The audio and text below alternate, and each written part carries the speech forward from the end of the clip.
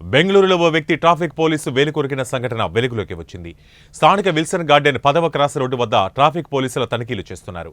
సయ్యద్ షఫీ అనే 28 ఏళ్ల వ్యక్తి ట్రాఫిక్ నిబంధనలకు విరుద్ధంగా హెల్మెట్ లేకుండా కనిపించాడు. స్కూటర్పై ప్రయాణిస్తున్న అతడిని పోలీసులు ఆపారు. ఓ కానిస్టేబుల్ అతడి స్కూటర్ తాళాలు లాగేసుకున్నాడు. ఈ తతంగారి హెడ్ కానిస్టేబుల్ సిద్ధరామేశ్వర కాజలగి సెల్ ఫోన్లో రికార్డు చేయడం ప్రారంభించాడు. ఇంతలో ఆ స్కూటరిస్టు తన బండి తాళాలు తిరిగి తీసుకునే ప్రయత్నంలో ట్రాఫిక్ కానిస్టేబుల్ వేలు కొరికేశాడు.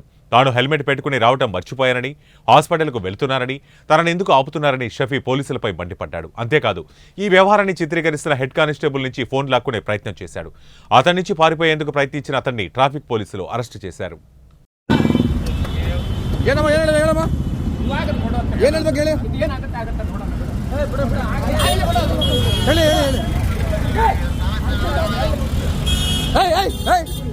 పోలీసులు ఖచ్చితంగా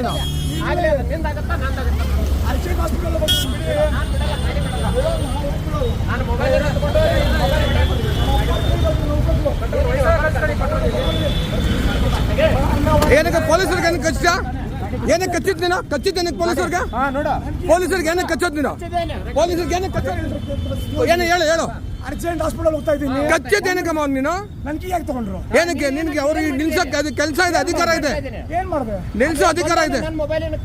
ವೈರಲ್ ಆಗ್ಲಿ